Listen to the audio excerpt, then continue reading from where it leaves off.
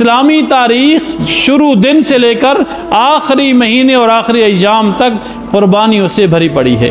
تو یکم محرم الحرام خلیفہ دوم امیر المؤمنین سیدنا عمر فاروق رضی اللہ تعالی عنہ کا یوم شہادت ہے۔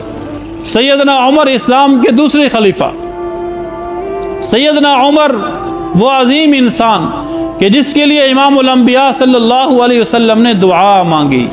کب؟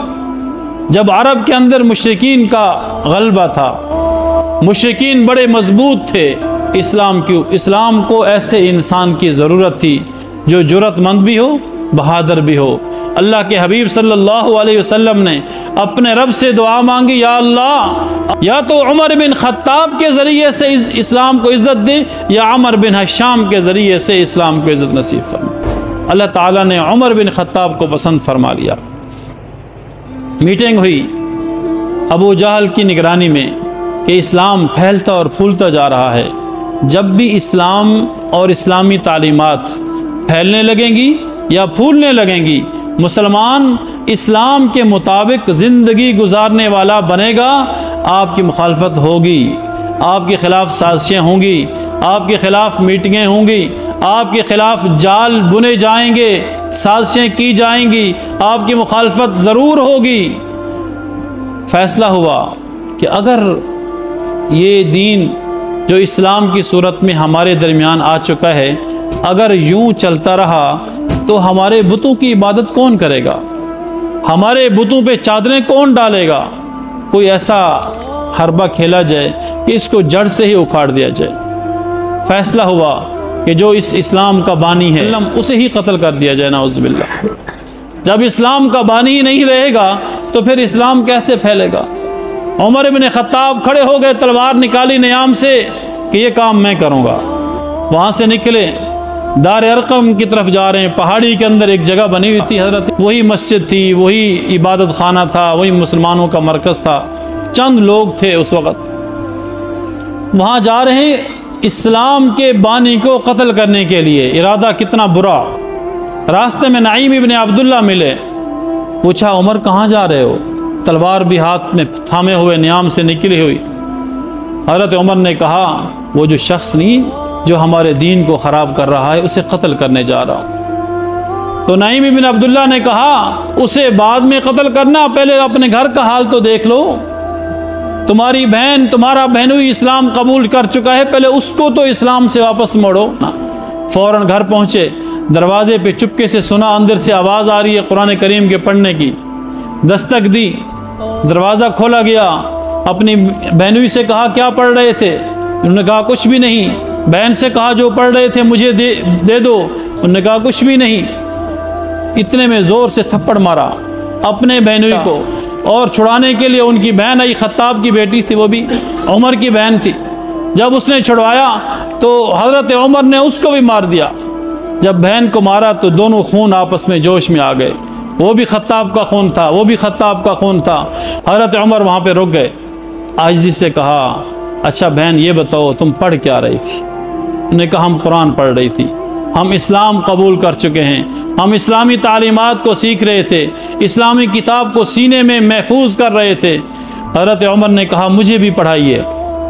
ان کی بہن نے کہا نہیں، اسے ناپاک ہاتھ نہیں لگ سکتے، لا یمسہ الا المطہرون، اسے پاکیزہ ہاتھ ہی اس کو لگ سکتے ہیں۔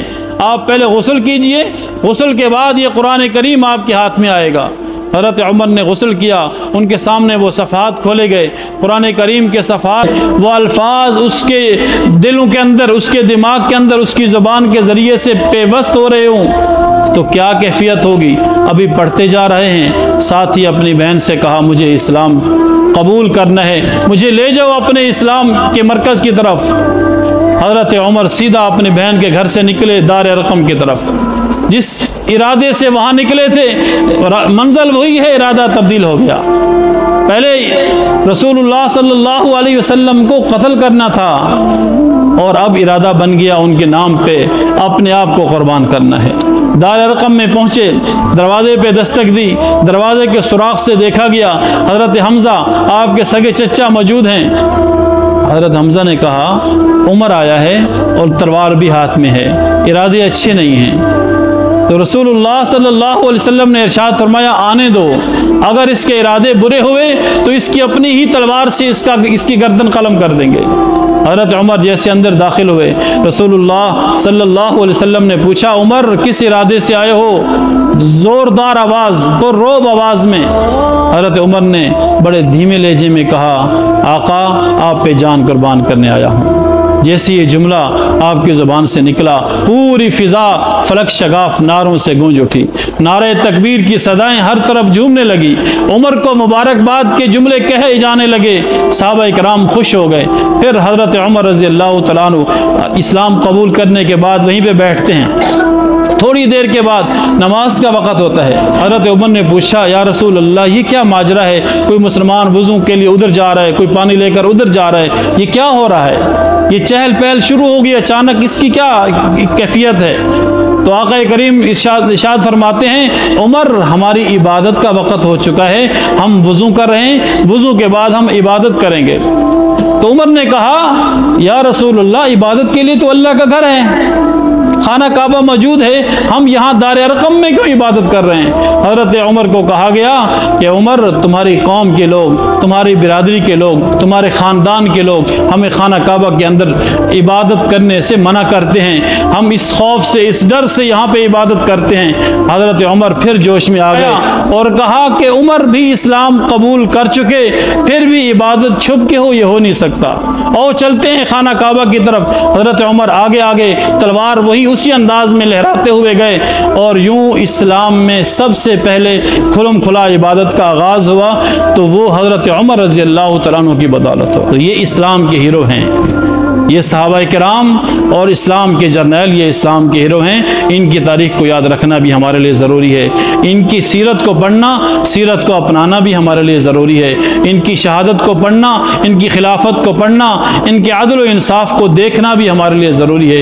تو اللہ تعالیٰ سے دعا ہے کہ اللہ تعالیٰ ہمیں اسلامی ثقافت، اسلامی تہذیب، اسلامی شعائر کی صحیح معنوں میں حفاظت کرنے کی، اپنے اور آنے والی نسلوں تک اسے پہنچانے کی توفیق نصیب فرمائے۔